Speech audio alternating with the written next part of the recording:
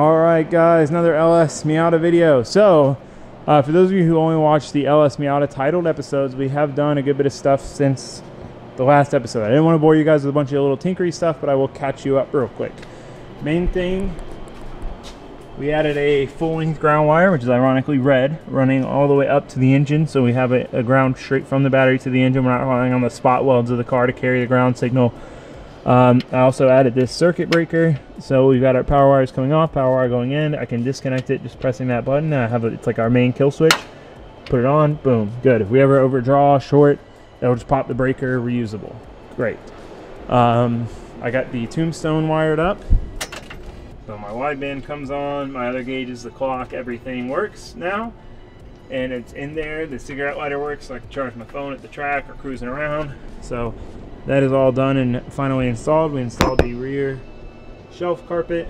Also got the hood on. We trimmed the inside. Got these arrow latches installed. Arrow catches. So we trimmed the inside for both the intake and then, or no, that's, well, intake manifold, intake. We're going to be using a Corvette intake, which will come over the core support and down into the bumper area. You have to cut out the latch for that, which is why we're using quick latches. So, got all that done. Decent bit of progress, just a bunch of small stuff. I didn't want to make 5 episodes on it.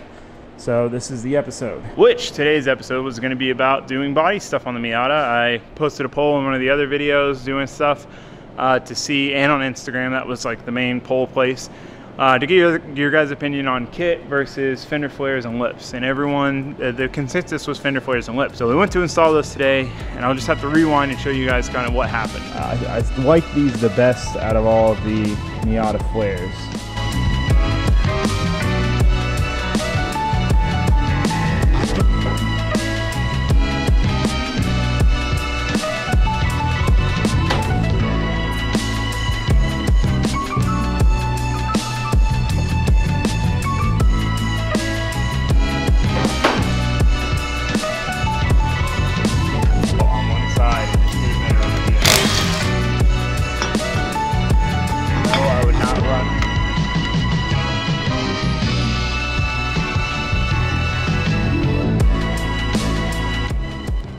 That definitely looks better in the rear.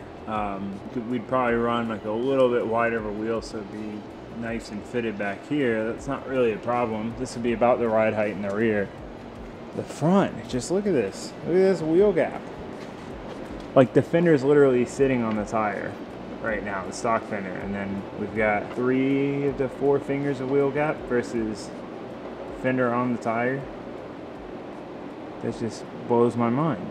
Like, why? I really don't know, guys. I really don't know. The front ride height is killing me.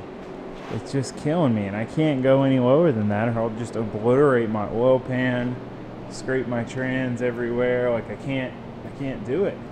Like, this look to me is more old school, and I like that. Like, you know, and do cool, like, old school 3-piece wheels, like with big lips or whatever. But if I do the body kit, I just run stock front fenders. Maybe I'll make a poll on Instagram real quick. I have no idea. So yeah, I made the decision. I'm just not gonna do the flares. It just doesn't make sense for me because I'm already limited on how low I can go with the car because of how low the pan and the trans hang.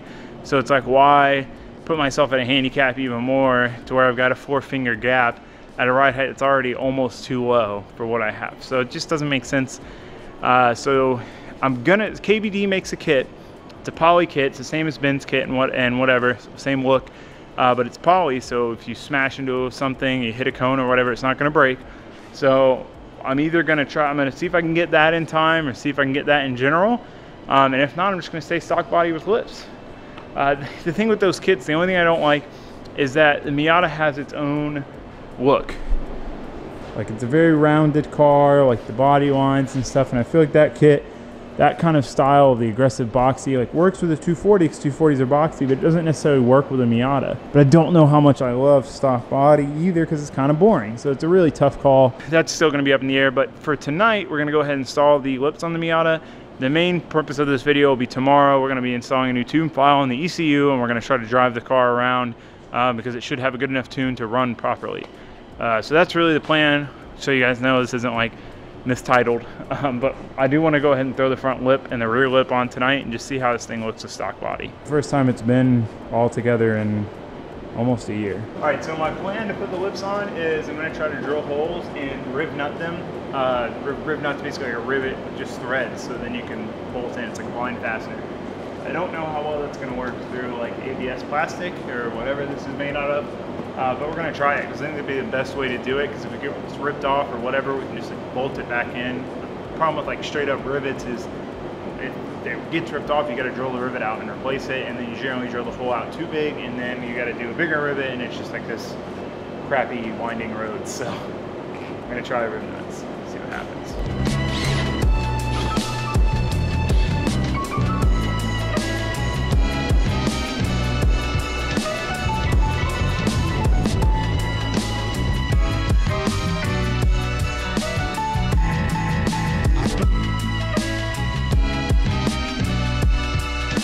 All right, I got these clamps on here holding it kind of in place. So we're gonna drill the small holes that the bolts go through, and we'll pull it off, and then we can drill the big holes and riv nut, put the riv nuts in, and then bolt it up. But the riv nut works mint. Riv nuts are literally the best thing ever. Using my long lens, being artsy.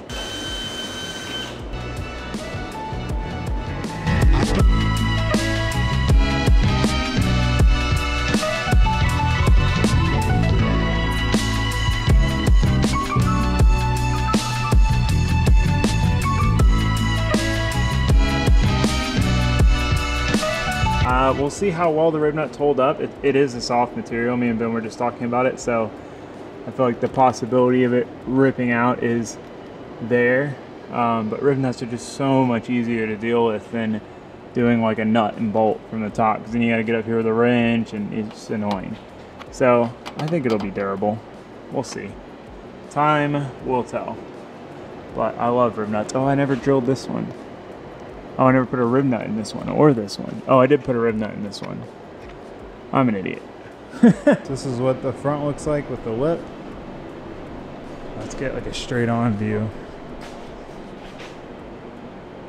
What do you guys think? Clear corners versus the smoked. Me and Ben are both leaning towards the clear, since the car is probably going to be black. So comment below. I love these tow hooks. I guess they stopped making them, so I feel cool having them. It's fit nice. The body really isn't bad. The only problem is when you add a lip, the sides look really high. Okay, I'm gonna throw the rear on, and we'll see how the car looks as a whole unit.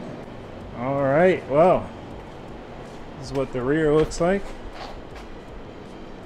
Nice little simple lip. What do you guys think? I'm kind of digging the stock body. I think Ben was right.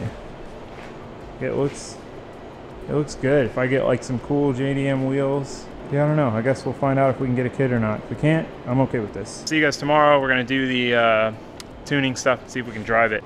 All right, so I was able to email HP Tuners and get my product key. We're now connected. I think, I don't know. I gotta figure out how all this works. What does this mean? Open file. Flash. Read vehicle. There we go. Read. Just need to restart the application. Seems to be a common theme. This is basically like the same exact thing as my USB to CAN adapter for my PMU. It's the same pin cable, has the same lights, the same USB thing. It's like the exact same thing basically. This, like it's literally the exact same thing. I mean, maybe there's some other different stuff going on in there, but that's just funny. I just made that observation.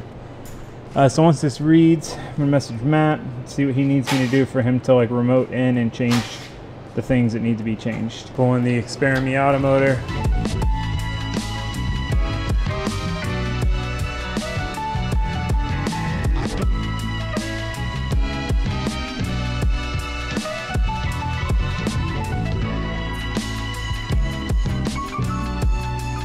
All right, we're gonna be taking that apart another day, probably tomorrow. For now, we gotta focus on this tune because Matt doesn't have a whole ton of time. It's just basically whenever he has time. So we're trying to get this done now. While the ECU tune file is downloading, I just want to say, don't forget guys, Drift Vet giveaway. There's like 2, maybe 3 weeks left. We're getting really close. We're getting down to the wire. So Link will be below. Every $5 gets you an entry. It is a huge help in supporting the channel. I don't want to sound like a broken record. You guys have heard me talk about this, but for those who haven't, it's just like a major thing to keeping the channel going, doing the budget builds we want to do, and all that stuff. So especially with this move to YouTube full time. So if you're interested in supporting the channel, if you're interested in some cool Drift Vet merch and the potential to win the Drift Vet, link will be below. Okay, it's downloaded. I gotta send it to Matt and then I'll update you guys. All right, new tune file is writing. All right, well, I didn't record, but the new tune file is on. We do have an issue with the throttle body. It has that hole drilled in it. If you guys remember, someone did that because they couldn't figure out how to tune it, I'm assuming. That's like a common thing, apparently. But because of that, at idle time, unless I plug it with my finger. So we're gonna start it up again and try to keep an eye on everything up here. Just kidding, we're gonna charge the battery and try again. All right, we are in luck. I was thinking about it. I was like, I wonder if my coolant temp sensor adapter came in, and it did, because I tried to put one in, a cheap one that I got off Amazon. It just snapped. So now we have a nice autometer one, so we can put that in and actually top the coolant all the way off, because there was no point in doing that because that takes sensor back out. It does have coolant in it, just not much. Well, water and water wetter. Well, we need to throw some thread tape on here and then we'll throw it in. The Miata is officially gone. It's on the trailer ready for scrap. I got the throttle plate off. We don't have a chair, so I'm going to be using this. So what I'm going to do is try to fill in this hole with weld. It's kind of sketchy because, you know, if it were to dislodge, it would go through the engine. I think it'll be okay. I think we'll be able to fill in the hole. I've got this aluminum backing, so I won't be able to weld to the aluminum, but it'll kind of trap the weld in there. We're just going to see how it does. Okay, so trials and tribulations. Welded up the plate, which isn't ideal. It's just basically like a plug for right now. I need to get a new plate or a new throttle body. That's not a permanent solution, but it covers the hole. We're good there. Then we couldn't figure it out. It kept idling super high. The throttle cable was too tight. So we've loosened that. I'm gonna try to start it up now and see how she does. She might actually be too far close. We'll find out.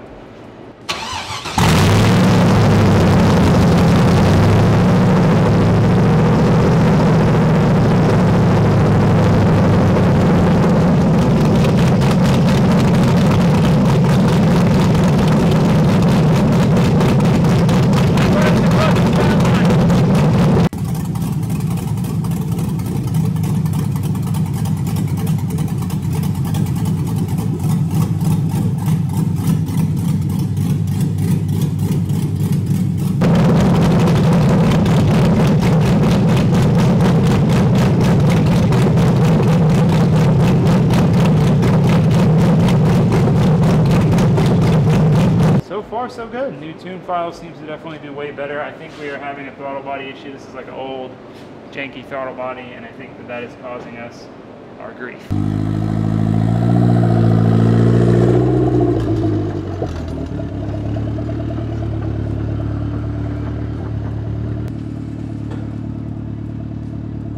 All right, I don't want to disappoint you guys. I don't want to disappoint myself. So even though it's getting a little late, we are going to go for our first drive, which we're just gonna back out and pull back in. I know it's pretty lame. I probably won't even title this video first drive because I don't want to be a troll. But, however, this will be the first time the Miata has moved under its own power. So it's gonna be a pretty big step. Even though we're not going far, we don't have brakes bled, half the rear suspension's still loose because I need to align it, but it's gonna move under its own power, and this is a big moment, guys. It's a big moment. I'm excited, okay? So I'm gonna do a little montage of like the startup sequence and us moving it under its own power because I'm so excited. We're gonna do it, brothers.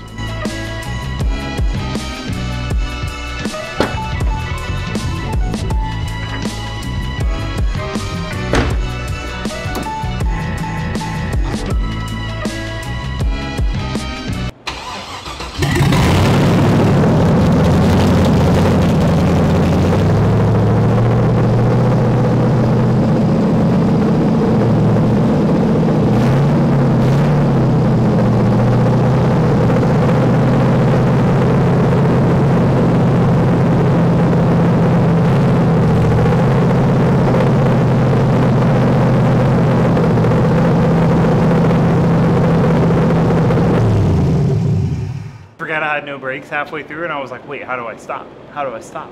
And I just like put it in gear and went forward, and then I was like, I have a handbrake, it worked. Oh man, all right, well, obviously not the super climactic first drive we want, but again, with the open headers and the fuel lines being right there and no heat wrap yet and all that stuff, like I don't want to chance it. I don't want to burn a fuel line and set my car on fire to drive it around with open headers and no power steering. Like, it just doesn't make sense to me. So, exhaust, day after tomorrow, getting the exhaust done, and then that's like really the main thing, because I can't even hear if anything's wrong with it right now.